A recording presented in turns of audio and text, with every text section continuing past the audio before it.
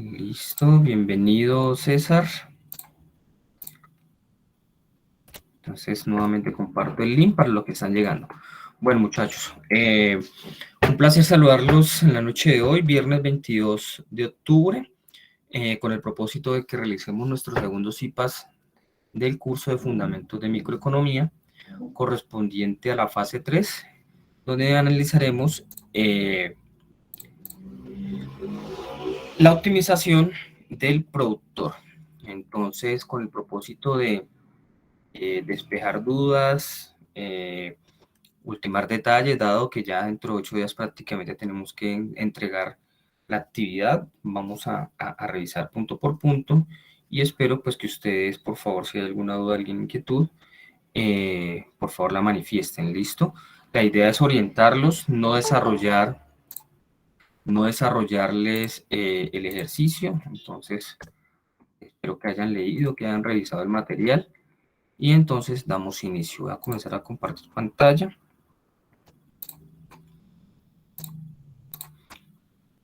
Listo, muchachos. Entonces, como les comentaba, la idea de hoy es que analicemos la fase 3, correspondiente a comprender el proceso de optimización seguido por el productor una vez evacuado la teoría del consumidor en nuestra fase 2. Viernes 22 de octubre de 2021, entonces vamos a dar inicio con el análisis de la primera pregunta de nuestra etapa 1. ¿Con esta hay alguna inquietud? ¿Es claro que es una isocuanta? ¿Cuáles son sus características? ¿O tienen alguna inquietud?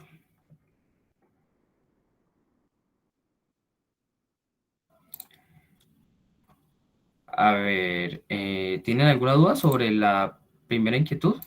¿Sobre las isocuantas? ¿O todo está claro?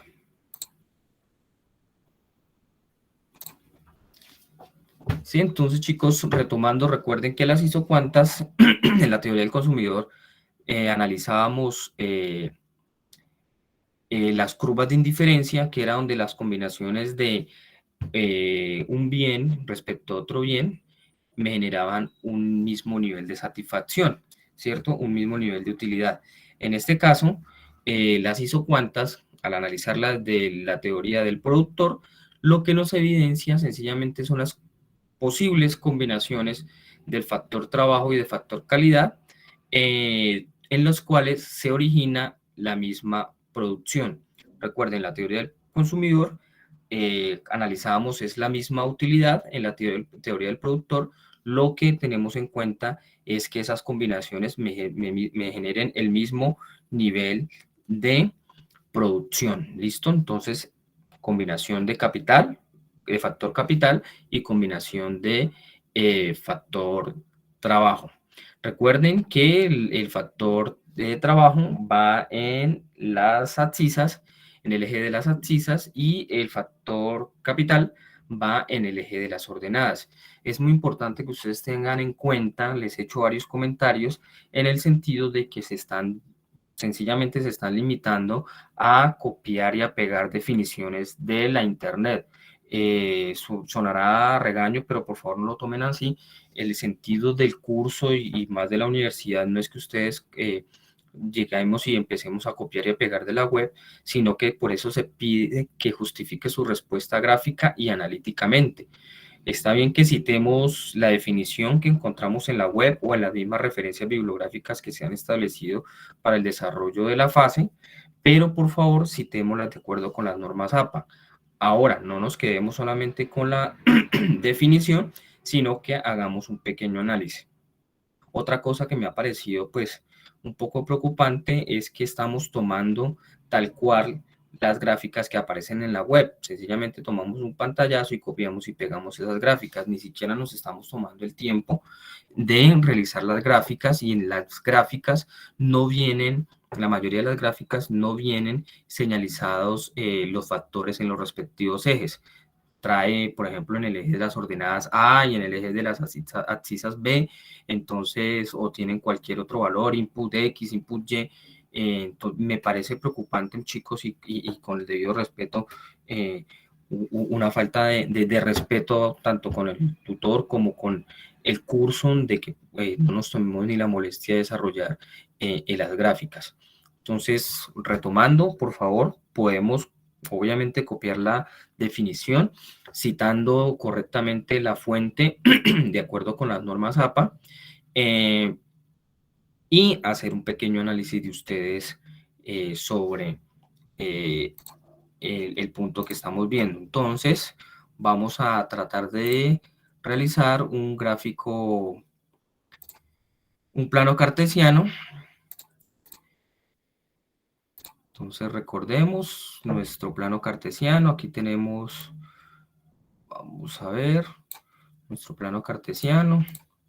Démosle un grueso. Y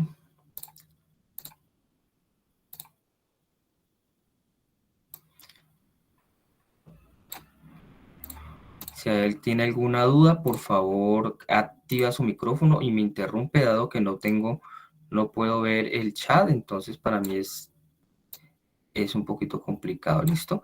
Tenemos un plano cartesiano, entonces recordemos que en el eje de las ordenadas va el capital. En economía lo representamos por una K. Y en el eje de las abscisas tenemos el factor trabajo. En economía lo representamos como una L. Permítanme un momento, alguien está intentando ingresar. Hola, Carol, bienvenida. Por favor, diligencia el formato de asistencia, el registro de asistencia. Listo, entonces tenemos capital, tenemos trabajo, y entonces recordemos, a ver, si podemos hacer así.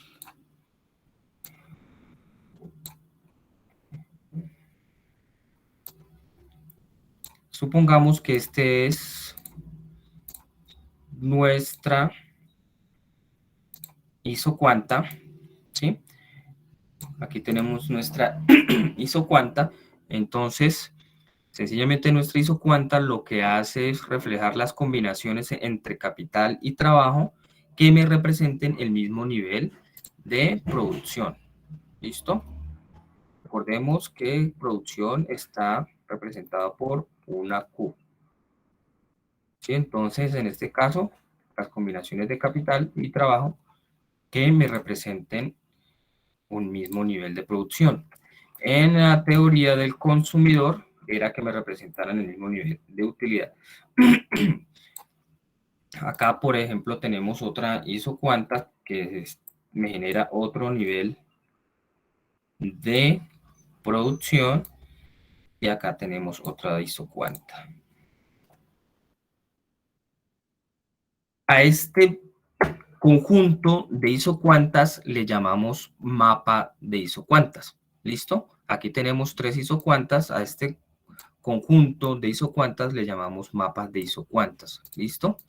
Entonces, para que lo vayamos teniendo claro, supongamos que acá nos genera 200 y acá en la última nos genera 500. Entonces, chicos, retomando, isocuanta es aquella gráfica que me representa el mismo nivel de producción a partir de unas combinaciones de factor de capital y factor trabajo. ¿Listo? ¿Preguntas hasta ahí? ¿Todo claro?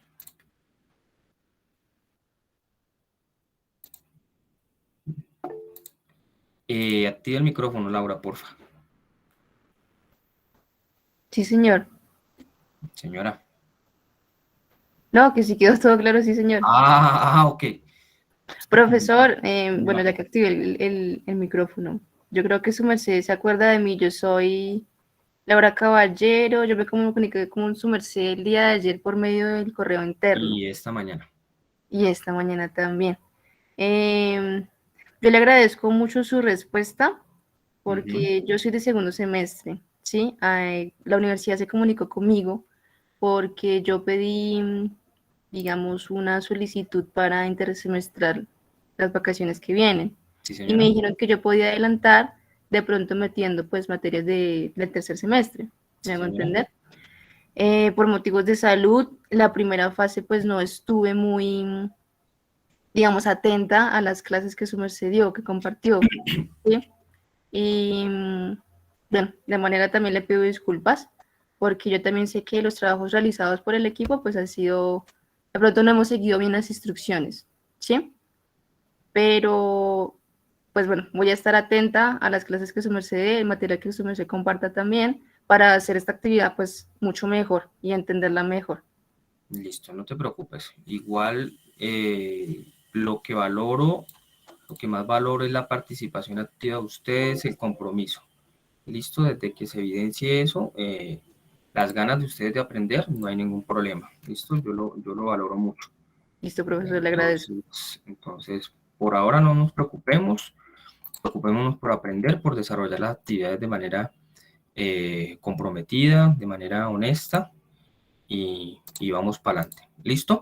Entonces, esto sería, chicos, palabras más, palabras menos, las isocuantas. Entonces, si no hay dudas hasta ahora, entonces vamos a pasar a el desarrollo del ejercicio 2. Entonces recuerden, si bien aquí podemos dar una definición, citarla textualmente, copiar y pegar, por favor citémoslo de acuerdo con las normas APA, ¿sí? Presentemos el propio análisis, dado que entonces no tendría sentido que una clase o un curso se convierta solo en copiar y a pegar, ¿sí? Por eso se está solicitando una justificación analítica. ¿Listo? Y al menos, por favor, tomémonos el tiempito de realizar las gráficas que, miren, no es complicado. ¿Listo? ¿Cuánto me demoré? No sé, 3, 5 minutos en desarrollar las gráficas. Pasemos entonces al segundo punto. ¿Qué nos dice el segundo punto? En la teoría del consumidor hablábamos de la relación marginal de sustitución, ¿cierto? En donde esa relación marginal de sustitución se evidenciaba las variaciones de un bien frente a otro, ¿sí? Lo que me ocasionaba a mí dejar de consumir un bien para consumir el otro bien siempre y cuando obteniendo el mismo nivel de utilidad. Lo mismo sucede para la teoría del productor a partir de la relación marginal de sustitución técnica. Entonces, acá lo que vamos a hacer, lo que busca la relación marginal de sustitución, pues sencillamente es analizar las variaciones que se tienen de un factor, del factor calidad, capital, perdón, respecto al factor trabajo. Entonces, como lo dice el enunciado, aquí lo importante, chicos, de este punto es que ustedes digan si están de acuerdo con esa definición o no están de acuerdo, ¿sí? A partir de que sí, estoy de acuerdo, dado que ya ahí viene la justificación. O no estoy de acuerdo porque, listo. Entonces, en este caso, permite observar cómo puede darse un intercambio de factores. En este caso ya sabemos, factor capital versus factor trabajo, siempre teniendo en cuenta que se generan los mismos niveles de producción. Por eso la relación marginal de sustitución va a estar sobre la recta de isocostos. ¿Listo? En ese caso, lo que tenemos es nuestra recta de isocostos.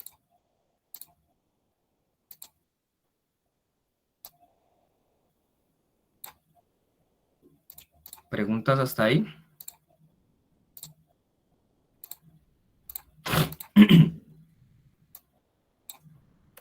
Entonces la pendiente que nos va a dar la relación marginal de sustitución va a ser negativa y como ustedes ya lo habrán evaluado, entonces es cualquier combinación que me genere a mí el mismo nivel de producción. ¿Listo? ¿Preguntas hasta ahí? ¿Ninguna? Ok. Profe, disculpe, ¿qué relación tiene con la recta con la recta de isocosto? Dado que como nos exige una pendiente, ¿sí? al tener que calcular una pendiente, pues no podemos calcularla sobre una curva, ¿sí? Debemos que calcularla entonces sobre una recta. Esos niveles, permítanme acá por favor, recuerde que la isocuanta me refleja a mí la combinación de factores, siempre y cuando teniendo el mismo nivel de producción, ¿sí? Y si recuerdan en la teoría del consumidor, el máximo nivel de utilidad que analizábamos era donde se encontraba la recta presupuestaria, donde la recta presupuestaria era tangente con la curva de indiferencia, ¿sí? En la teoría del productor, el máximo nivel de producción es donde nuestra recta de isocostos es tangente con nuestra curva, con nuestra isocuanta. ¿Listo, chicos? Entonces, acá lo que nos va a permitir la iso... Permítanme, por favor. Lo que nos va a permitir determinar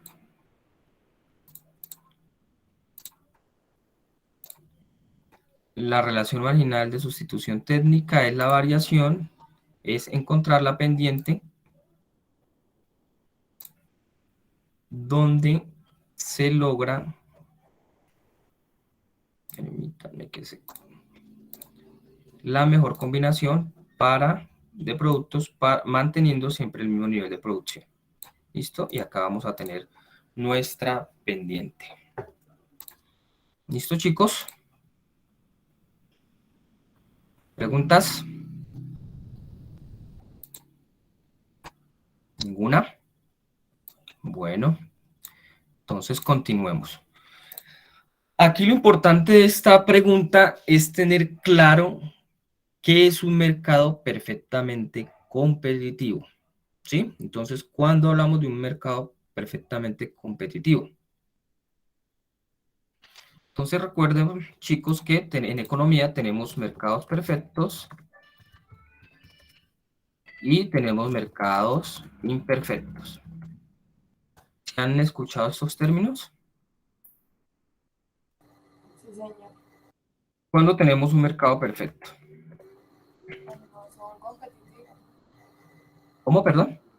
Cuando son perfectamente competitivos. Exacto, perfectamente competitivos, o hablamos de competencia perfecta, ¿sí?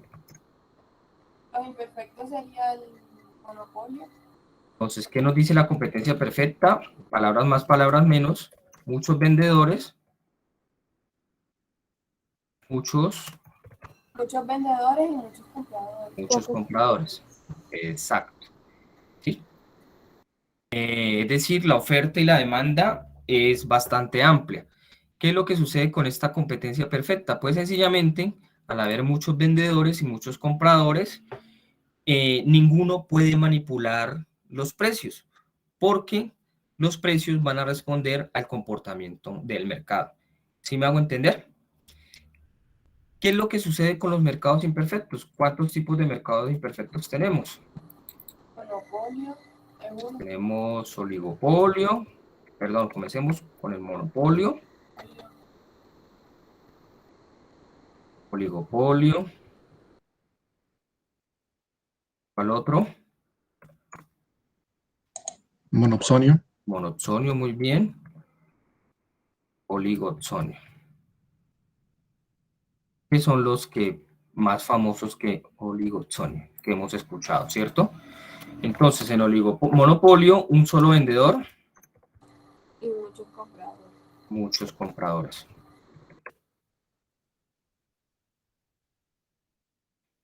¿Qué es lo que sucede con el monopolio? Al haber un solo vendedor, el vendedor puede manipular los precios a su voluntad, ¿sí? Entonces, supongamos que en Colombia solo Bavaria existiera como marca vendedora de cervezas.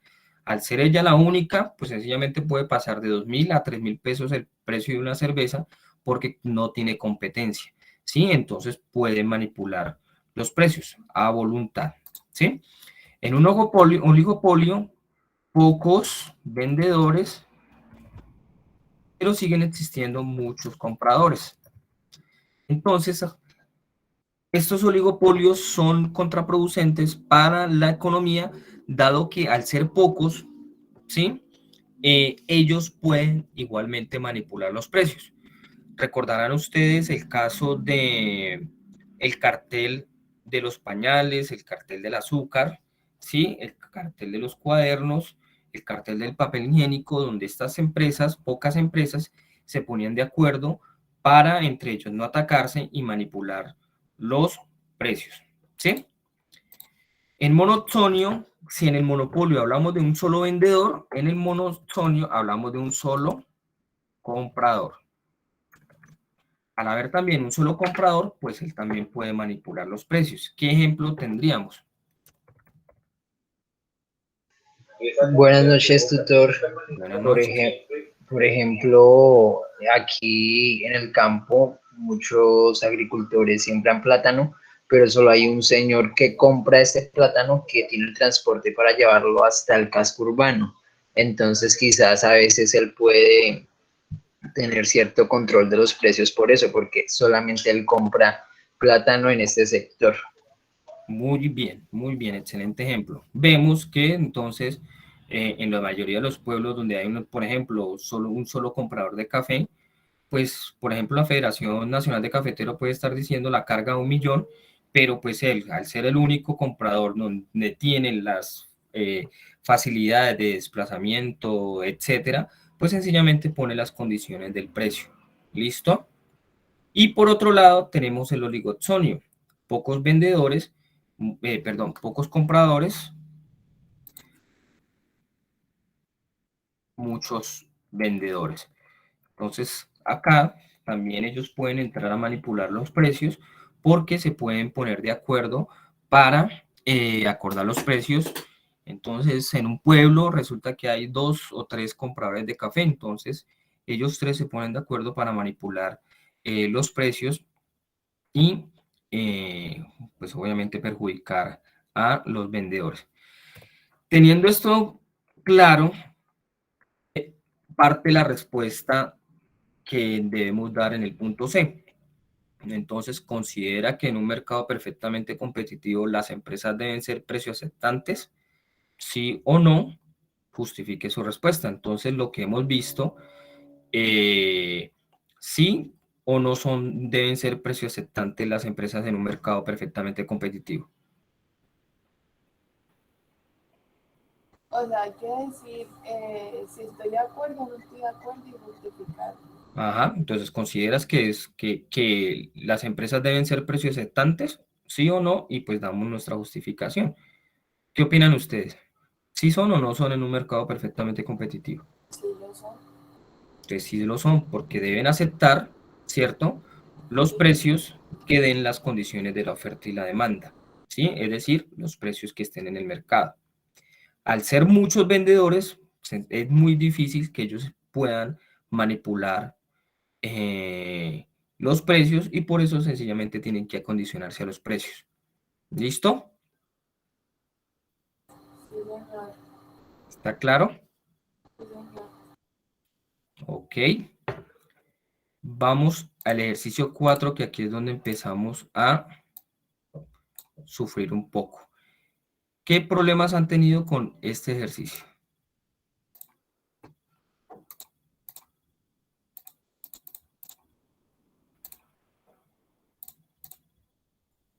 ¿Ninguno? ¿Todo claro? No, señor. A ver, desahóguense. Pues yo el máximo nivel de producción.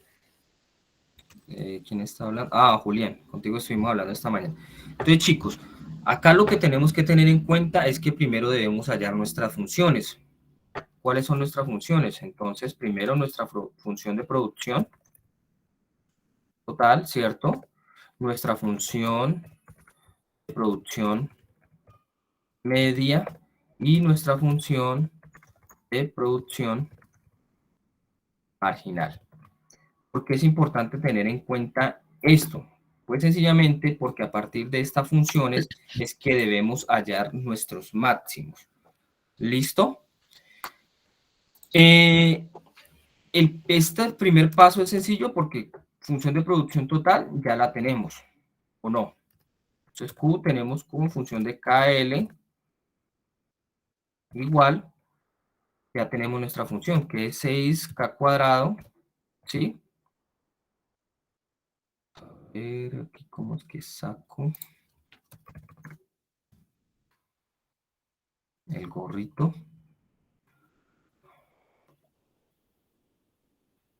Permítame un momento, por favor.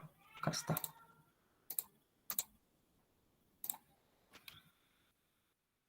Tenemos 6K cuadrado, L cuadrado, menos K cubo, L cubo. Perdón. L, sí. L cubo. Esta es nuestra función de producción total. ¿Qué es lo que debemos hacer inicialmente? Pues sencillamente lo que tenemos que hacer es desarrollar nuestra función. Ya tenemos las variables.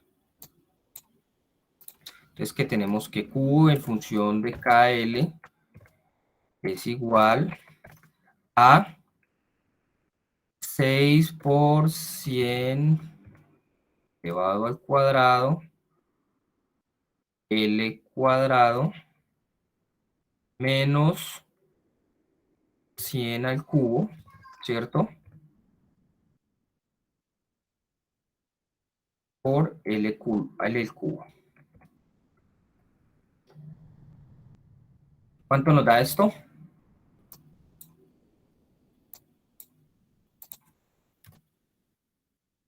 Chicos, En la primera 60.000 L al cubo. en la primera tenemos 60.000 L cuadrado, ¿verdad?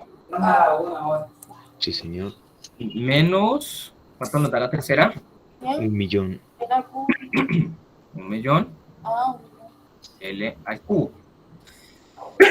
Perdón, chicos. Aquí ya tenemos nuestra función de producción total. ¿Listo? No es difícil, no es complicado, ¿verdad? Luego tenemos nuestra función de producción media. ¿Qué nos dice la función de producción media? ¿Cómo se representa la función de producción media? La función de producción sobre L. Sí, entonces tenemos que la producción media sencillamente lo que hacemos es dividir nuestra función de producción sobre el factor trabajo. ¿Listo? Entonces lo único que hacemos es trasladar nuestra función de producción para que quede claro que la dividimos en L. Aquí haremos paréntesis para indicar que se está dividido en L.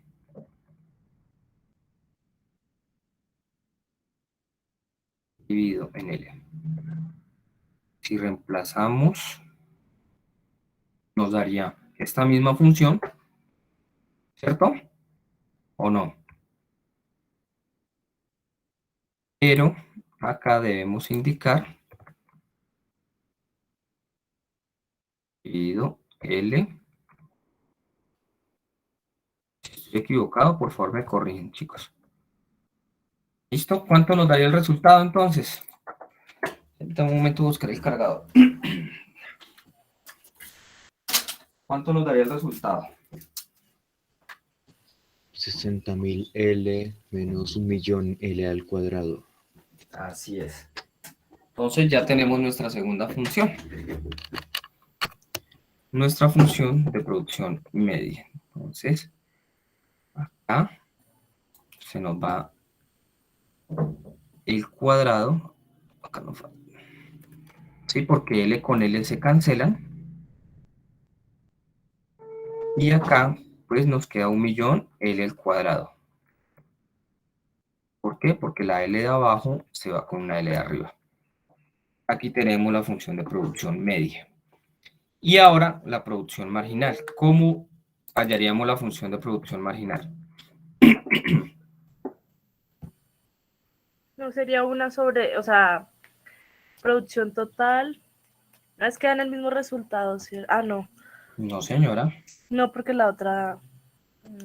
Una sobre otra, profe. Entonces, siempre vamos a utilizar nuestra función, ¿cierto? Total, porque esa es nuestra madre, digámoslo así. Pero el rollo, siempre que ustedes hablen de marginal, chicos, no recuerdo a quién le decía, cuando ustedes en economía escuchen de marginal, es una derivada. Siempre que ustedes escuchen marginal, es una derivada. Entonces hablamos que va a ser la derivada de nuestra función respecto a ¿quién? A L. ¿Sí? Entonces tenemos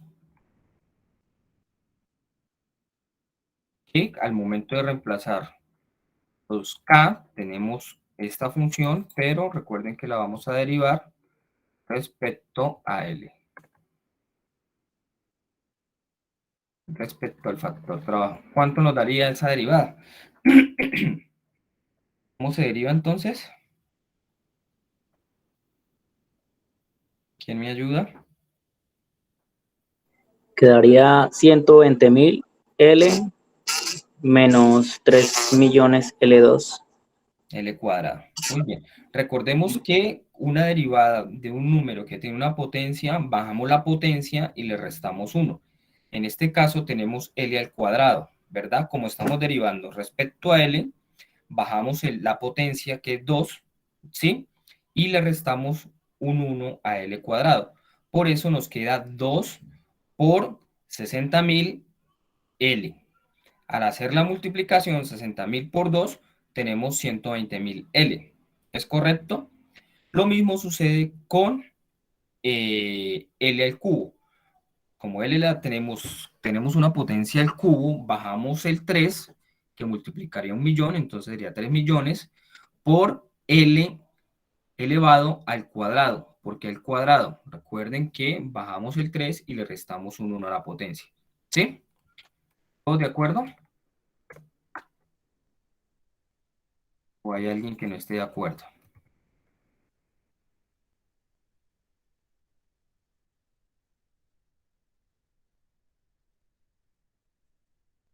Listo, chicos. Aquí tenemos nuestra función de producción marginal. ¿Preguntas hasta ahí? No, señor. Ninguno. Muy bien. Ahora, como nos están pidiendo la producción marginal, ¿cuál sería el siguiente paso? Derivar. ¿Derivar qué? Pues el resultado que nos da la función de producción para sacar la máxima productividad. Entonces partamos desde el comienzo, ¿cierto? Lo que queremos es maximizar nuestra función de utilidad que está en función de capital y trabajo, ¿cierto? Pero hay que tener en cuenta que esa restricción, que esa función, perdón, de producción está sujeto a nuestra fórmula de costos totales, ¿sí? Entonces, costos totales es igual a, vemos el precio del capital, que vendría siendo el interés por el capital más el precio del trabajo, que vendría siendo los salarios por el trabajo. Una vez tengamos, por favor, nunca se les va a olvidar esto, que es, ¿recuerdan cuando analizábamos la teoría del consumidor de que estaba sujeto a nuestra renta presupuestaria? ¿Sí? A nuestra renta presupuestaria. Y acá teníamos los ingresos.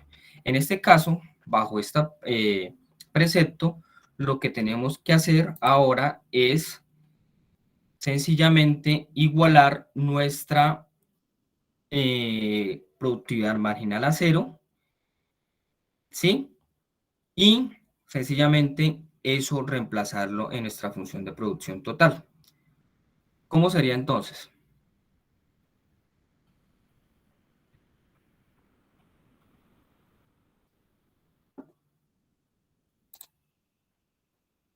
¿Quién me ayuda? ¿Ninguno? Entonces voy a explicar solamente la máxima producción, nivel de producción, y ustedes hacen el resto, ¿listo? Entonces vamos a hallar el máximo de producción, máximo nivel de producción. O ustedes lo van a encontrar en internet, el máximo técnico, ¿sí? De esa forma también lo podrían encontrar.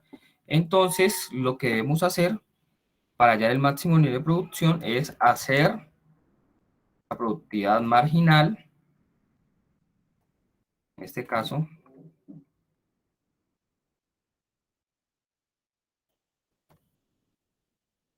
de L, porque recuerde que estamos hablando en función de L, dado que K es constante. Ya tenemos en cuenta que el capital es constante, el capital siempre va a ser 100, no va a variar. Entonces lo que tenemos que hacer es determinar el factor trabajo. Entonces lo que tenemos que hacer es la productividad marginal del trabajo, hacerla a cero, igualarla a cero, y luego reemplazamos en Q. ¿Listo? Entonces, ¿cómo sería? Tenemos aquí nuestra función de productividad marginal. ¿Qué es hacerla a cero? Pues sencillamente tenemos que cero es igual a mi función de productividad marginal. ¿Qué deberíamos hacer aquí, chicos? ¿Qué tiene en común esta función?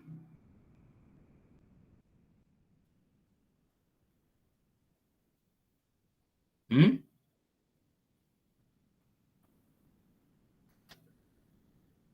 Se factoriza L. Exacto, como está en la función, tiene en común L, entonces lo que hacemos es jugar con las L's, ¿cierto? Este que está pasando, entonces ustedes ya saben lo de el tema de despejar, ¿no? Está restando, lo paso al otro lado a sumar, ¿cierto? Me quedaría así, ¿sí o no? 3 millones L cuadrado está restando, lo paso al otro lado a sumar, ¿cierto? Ahora, ¿qué podemos hacer? Estos 3 millones se está multiplicando, lo puedo pasar al otro lado a qué? Dividir. A dividir. Muy bien, a dividir, entonces hagámoslo.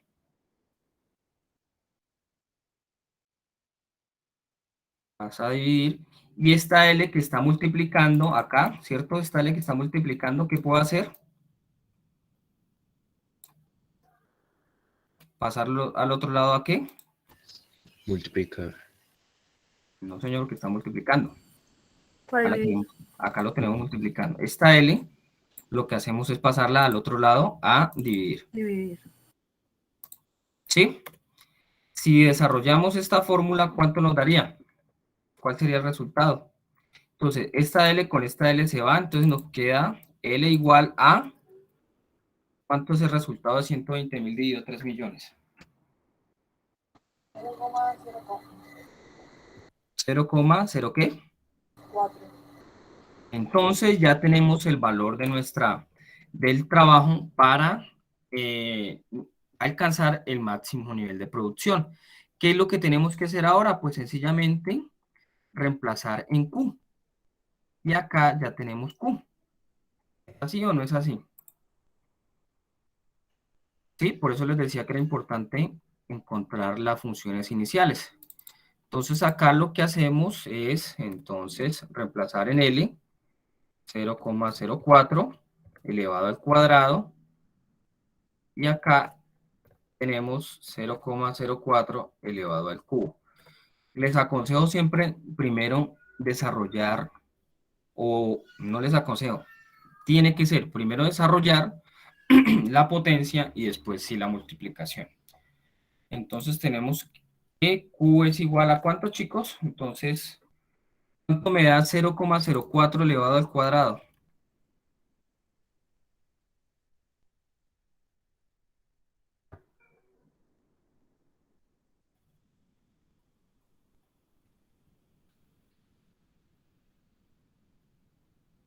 Chicos, 0,04 elevado al cuadrado. 0,0016. 0,016. 0,16. 0,016, ¿sí? Viene otro cero, son dos ceros después de la Ok, coma. listo. Y el 0,04 al cubo, 6,4. ¿cuánto, perdón? 6,4. 6,4, ¿segura?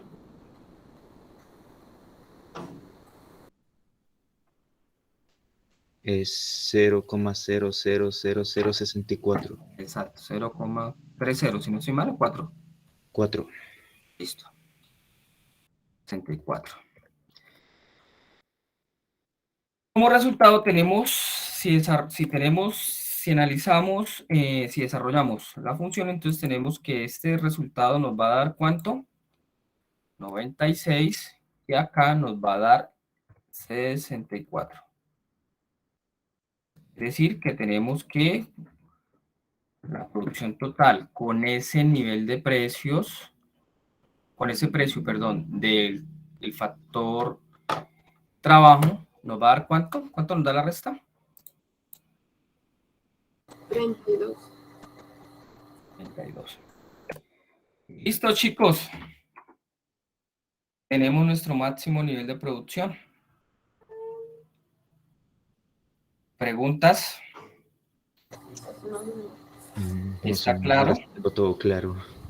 Sí, profe, y Julián, para sacar la función máxima de, perdón, el máximo nivel de, bueno, lo que pide el ejercicio, el restante, ¿se hace igual el mismo procedimiento? es igual, entonces. Pero, perdón, primero, para alcanzar el máximo nivel de producción media, les voy a dar unas pautas acá, máximo. La máxima productividad media.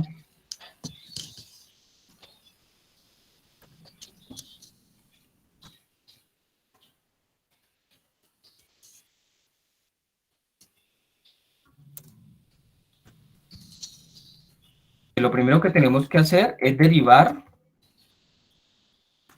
nuestra función de productividad media. Una vez la derivamos, la hacemos 0.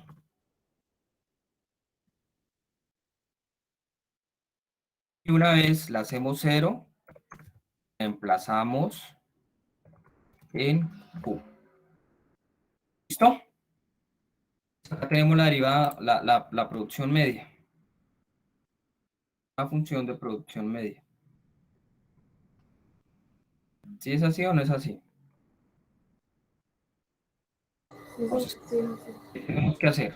Derivamos esto. ¿Cómo sería la derivada de la función de producción media? Ahí pasa a sumar el millón. Ojo, ojo que estamos diciendo que tenemos que derivarla.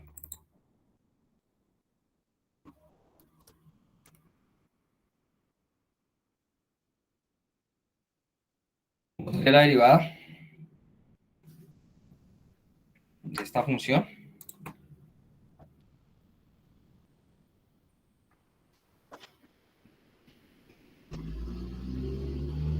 Chicos, Es 60 menos 2 millones L. exacto. 60.000. ¿Por qué? Porque como va a derivar respecto a L, L se me convierte en 1, ¿cierto? La derivada de L sería 1.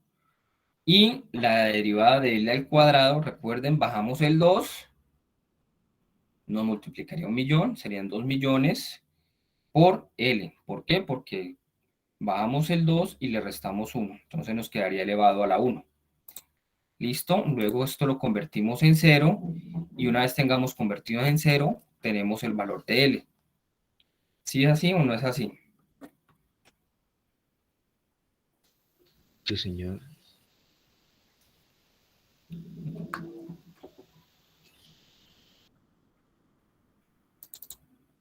Perdón.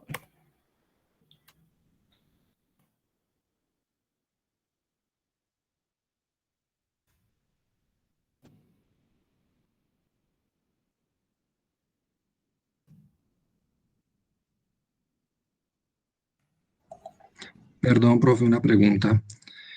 Para este caso, pues teníamos el valor de K, pero ¿qué pasaría si no tuviéramos el valor de K? Tocaría que ser con, ese sería a largo plazo, te tocaría que empezar a jugar con las derivadas respecto a las dos funciones, ¿sí?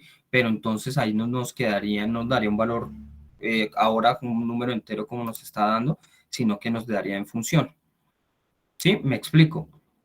Si aquí, en este caso, como no, supongamos que acá no tenemos el valor de K, pues entonces tenemos que primero, nos daría la función prácticamente la misma, ¿sí? La función de productividad total. ¿Por qué? Porque no tengo nada que reemplazar.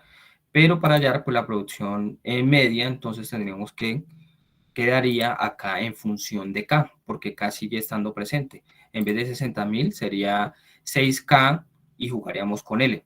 ¿Sí me hago entender? Nos quedaría acá la función 6KL.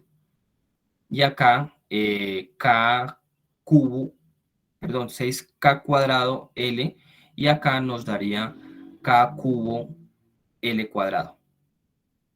¿Sí me hago entender? Entonces, cuando no tenemos las variables, entonces los valores de las variables, de los factores, sencillamente nos quedarían en función de los factores.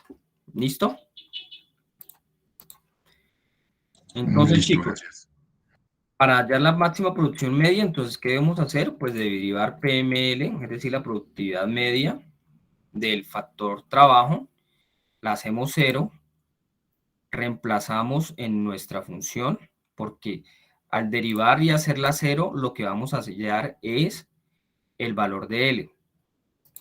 Lo reemplazamos, cuando ya tengamos L, entonces la reemplazamos en la producción media, ¿sí? Para hallar nuestra máxima producción media, y luego reemplazamos en Q, como acá nos va a dar L un valor, reemplazamos en Q para conocer la productividad. Y lo mismo sucede con la máxima producción marginal.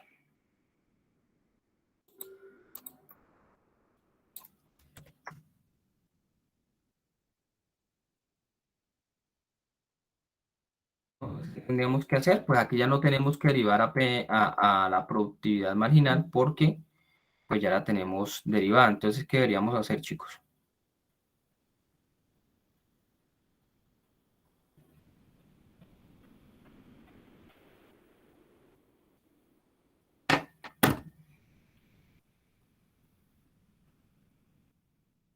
¿Derivamos o no derivamos? Acá sería... Es el mismo procedimiento. Es el mismo procedimiento que la producción. Ay, ¿yo qué hice? Aquí es media. Y acá es marginal. Recuerden, si ustedes leen la teoría, van a encontrar que para poder hallar las máximas producciones tenemos que hacer la productividad marginal igual a 0, ¿sí? No sé si hayan revisado videos en YouTube, ¿sí? Donde les van a indicar lo mismo. ¿Alguno ha revisado videos en YouTube?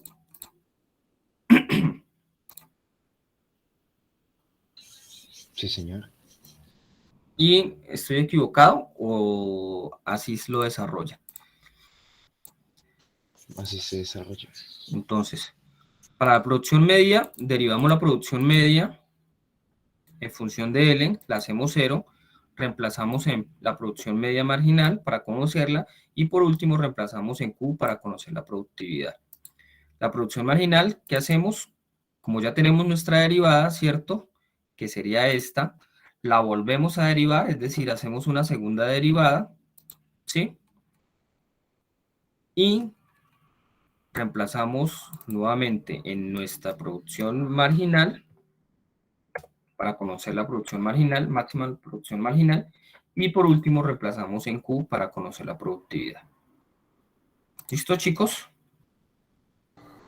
Sí, señor. Profe, entonces, los valores que dan en las dos máximas productividades, o sea, de producción media y marginal, se reemplazan en L, también igual como el máximo Ajá. producto. Recuerden que acá cuando hicimos la productividad marginal cero, ¿qué nos sirvió? Para hallar el valor de L. Entonces aquí al hacer la producción marginal cero, ¿qué vamos a hallar? L, ¿sí? Entonces reemplazamos acá, ¿sí? Y luego reemplazamos en Q para conocer la productividad bajo ese costo del trabajo. ¿Sí me hago entender? Sí, señor. ¿Dudas, chicos? ¿Preguntas?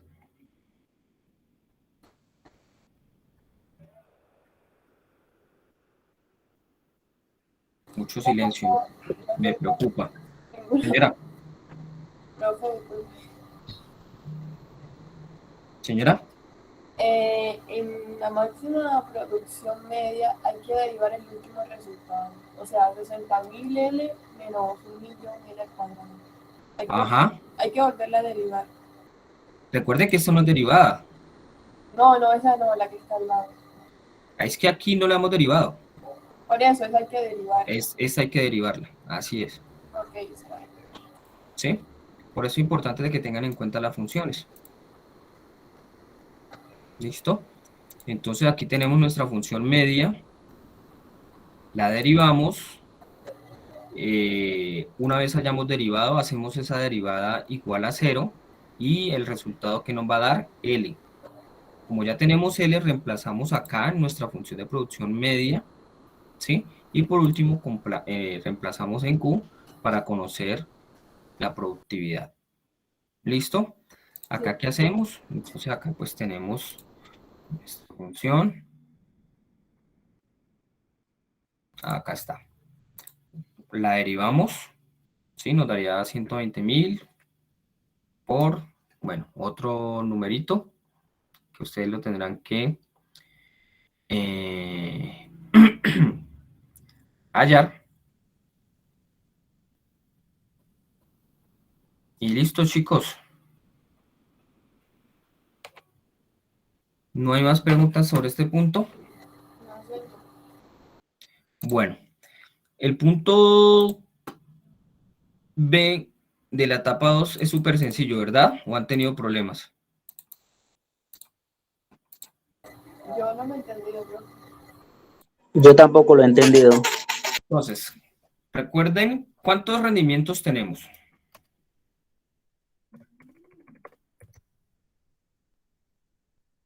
2. ¿Seguro? 3, creciente, constante y decreciente. Muy bien. Entonces, primero tenemos creciente, constante y decreciente. Ven, chicos, que se suponen que ustedes ya tuvieron que haber leído las bibliografías recomendadas. Entonces, revisemos lo que nos expuso nuestra directora en la web.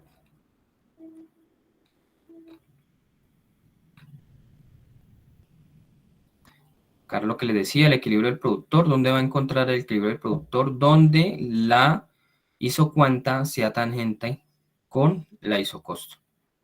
¿Listo? Entonces aquí vemos que el óptimo del productor es donde la isocuanta con una producción Q3 se toca con nuestra isocosto.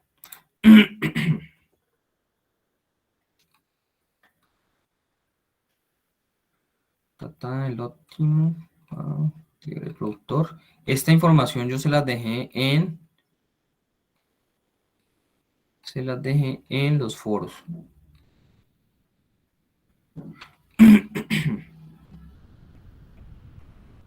A ver, ¿dónde está?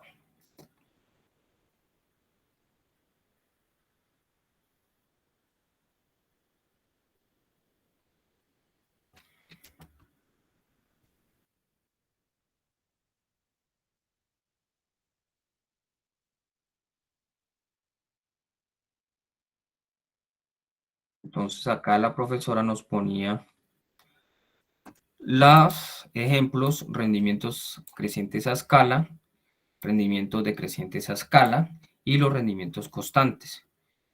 ¿Qué sucede cuando los rendimientos crecientes son a escala? El costo marginal baja, ¿sí?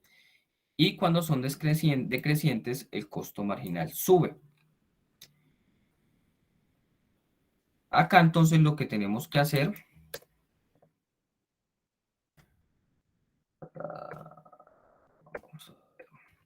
es comprobar esos rendimientos de cada una de estas funciones. La primera función tenemos una función tipo Cobb-Douglas, ¿sí?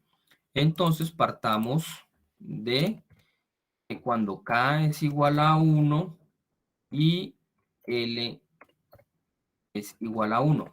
¿Cómo sería nuestra función inicial? Entonces cuando K es igual a 1 tenemos que 4 por 1 elevado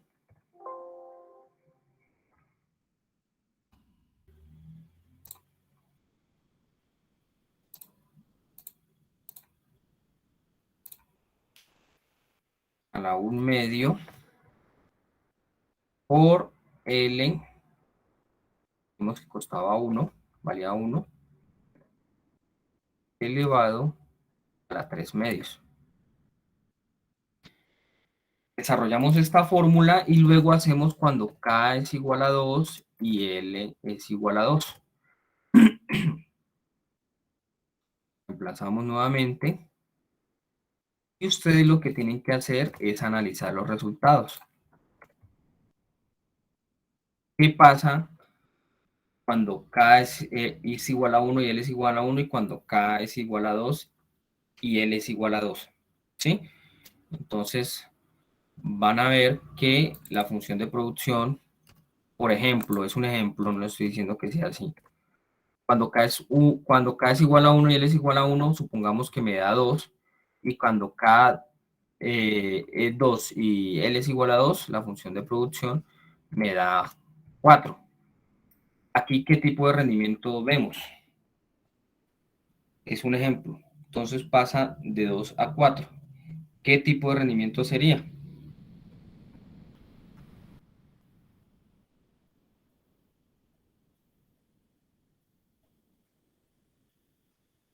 ¿Mm?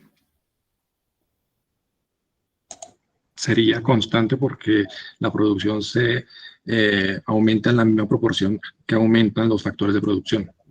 Listo. Así por el estilo se busca la respuesta. Entonces supongamos que en la segunda función, al aplicar K igual a 1, L igual a 1, y K es igual a 2 y L es igual a 2. Y supongamos que aquí me da 2, pero aquí me da 6 u 8. ¿Cuál sería la interpretación? ¿Qué tipo de rendimiento sería? Creciente. ¿Sí? Entonces unos dirán creciente, otros dirán constante, otros dirán decreciente. Eso es esa es lo que estamos buscando. Y supongamos que cuando K es igual a 1, aquí me da 4 y aquí cuando K es igual a 2 me da 2. Ahí tenemos otro tipo de rendimiento, ¿sí? Entonces aquí unos dirán es decreciente, otro es constante, otro es creciente. Esa es la respuesta que se busca. No es más, chicos. ¿Cómo la ven? Profe, yo tengo una pregunta. Señor. Yo he visto pues en YouTube que hay gente que usa un método, por ejemplo, con símbolos. Ajá. Y si el símbolo, por ejemplo, da al cuadrado, significa que es creciente. Cuando no está el cuadrado y está solo el símbolo normal, es constante. Ajá. Y cuando es correcto. Sí, ya ustedes todos están estudiando economía, ¿verdad? ¿Sí? Sí. Cuando ustedes vayan a ver microeconomía, ya es donde se va a poner la cosa un poquito más peluda. Aquí solamente estamos viendo ejercicios básicos, pero ustedes ya van a ver derivadas y ecuaciones de segundo o tercer orden. Además de eso van a ver integrales, ¿sí? la integral? La integral es la derivada, es la inversa de la derivada, ¿sí? Entonces ya se va poniendo un poquito más complejo. Aquí, como es el curso de fundamentos de microeconomía, lo que se busca es darle pequeñas nociones sobre qué es lo que fundamentos de microeconomía es lo que ustedes van a ver en microeconomía, ¿sí? Ya ustedes van a ver funciones más robustas, derivadas más robustas, ejercicios más robustos, pero lo importante y el objetivo de este curso es que ustedes tengan un acercamiento, unas nociones sobre las teorías principales de la microeconomía, como son la teoría del consumidor, la teoría del productor, y luego van a ver el equilibrio. ¿Listo? Entonces, por ahora estamos haciéndolo como lo más básico para que ustedes se vayan relacionando con lo que es la microeconomía. ¿Listo, chicos? Sí, señor. Ya ustedes se van a volver expertos más adelante, se van a volver expertos, y solamente con ver las potencias ya van a decir, uy, no, esa es decreciente, es constante, o solo con ver la función, esa es constante, ¿sí? O sí, solo con ver la función pueden ya interpretar este creciente, es decreciente. ¿Listo? No es complicado, ¿verdad?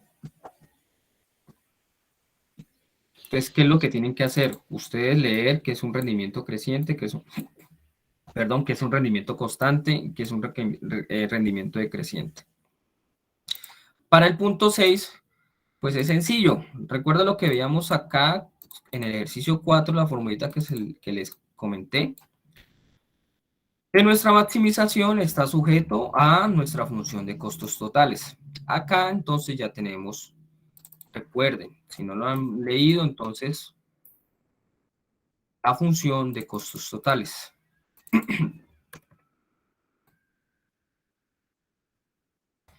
¿Cómo se interpreta esta función de costos totales? Entonces, los costos totales son igual al precio del capital, que sería el interés, R es el interés por el capital, más el precio del trabajo, que sería el salario, por la cantidad de trabajo. Esta es nuestra fórmula inicial, ¿sí? Nuestra función inicial, perdón. Entonces, chicos, reemplacemos esto. ¿Cómo nos quedaría? Ya acá el ejercicio nos está diciendo el costo del trabajo y el costo del capital. Entonces, el costo del trabajo es igual a 4. El costo del capital es igual a 2. Esta es nuestra función. ¿Qué es una recta de isocostos? ¿O qué es un isocostos? Que es lo que veíamos inicialmente.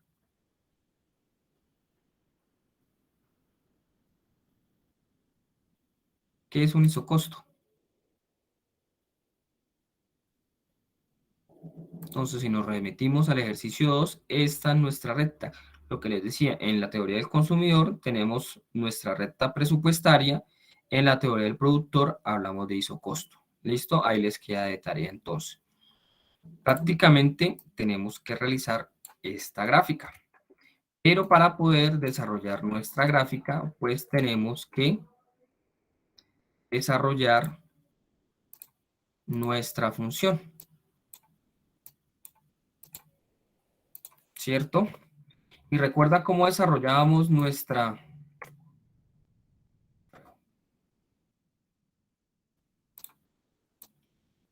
¿Cómo desarrollábamos nuestra recta presupuestaria? ¿Lo recuerdan?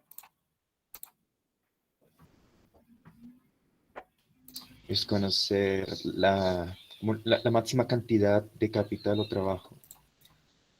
Listo, chicos, pues acá qué es lo que tenemos que hacer, jugar para hallar nuestros ejes. Y no sé si recuerden en la teoría del consumidor que para poder hallar nuestros ejes, ¿qué decíamos? Que cuando K vale 0, ¿sí? Gasto todo en L.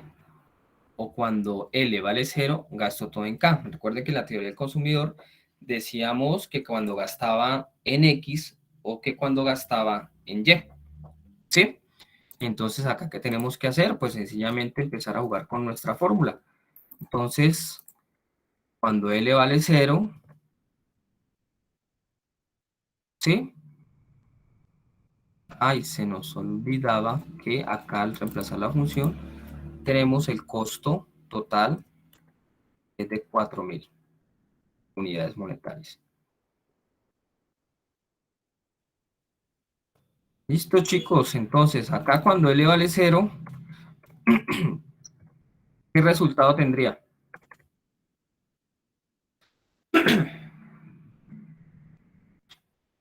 Entonces tendría 4.000, ¿cierto? Igual a 2K. Aquí despejamos, ¿y cómo sería entonces? El 2 que está haciendo, Multiplicar. pasaría al otro lado aquí. A dividir. Y entonces, ¿cuánto nos daría? 2000. 2.000, ¿cierto? Entonces, ubicaríamos por acá. Ya tenemos nuestro primer eje, nuestro primer corte, perdón. Y lo mismo hacemos con L. Entonces, vamos a hallar a L cuando K vale 0 y acá tendríamos entonces los puntos de corte de nuestro isocosto. ¿Listo? ¿Qué nos dice el ejercicio? Radique la respectiva isocostos, explíquela, que es lo que hemos hecho.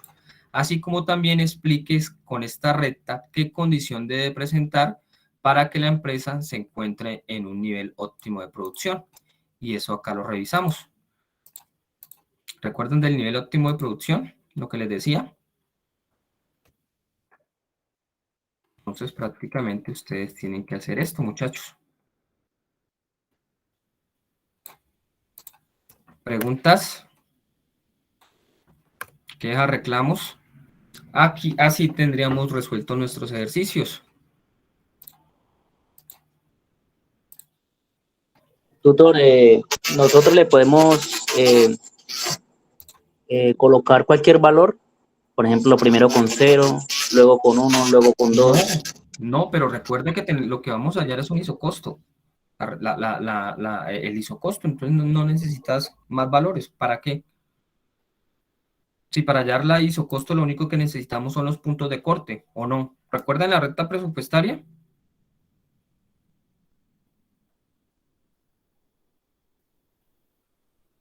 ¿Sí me hago entender? ¿O no? Sí, señor. ¿Quién era el que estaba haciendo la pregunta? Perdón.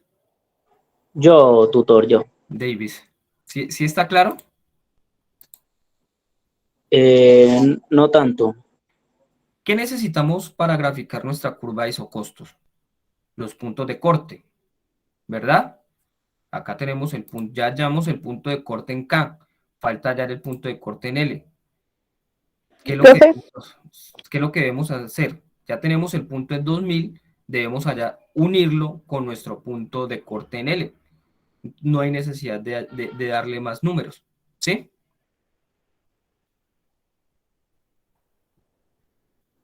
Vale, profesor, muchas gracias. para sacar L, toca hacer la misma operación que se hizo para sacar K. Ajá, entonces acá pues ya no sería L igual a 0, sino que tenemos a L, ¿cierto? Y acá K pasaría a ser 0. Y acá entonces, ¿qué es lo que vamos a hacer? Hallar el punto de corte en L, ¿o no? Y entonces, teniendo los dos puntos de corte, lo único que tenemos que hacer es unirlos y hacer el análisis que les está pidiendo. Vale, profe, gracias. Bueno, chicos, eso sería todo por la noche de hoy. No sé si haya dudas, quejas, reclamos, Profe, señora. ¿qué días, cuándo sube la vídeo? O sea, el CIPAS, ¿cuándo lo sube al foro? La idea es que como esto sube, yo no sé a dónde, a la nube, y después es que me llega la grabación. La demora es, no sé cuánto demore Google en hacerlo. Igual yo espero que ya esta noche o mañana en la mañana estarla compartiendo. ¿Les parece? Vale. Profe, ¿y qué días es que usted contesta el Skype? ¿Los martes y los viernes? Lunes, martes y viernes de 8 a 10 de la mañana. Me podrán encontrar. ¿Listo, Paola? Vale, sí, Les señor. comparto nuevamente el enlace para los que no han hecho el registro de asistencia. No sé, chicos, quejas, reclamos, fui claro o alguna inconformidad, les agradezco que me lo expresen. Voy a dejar de grabar.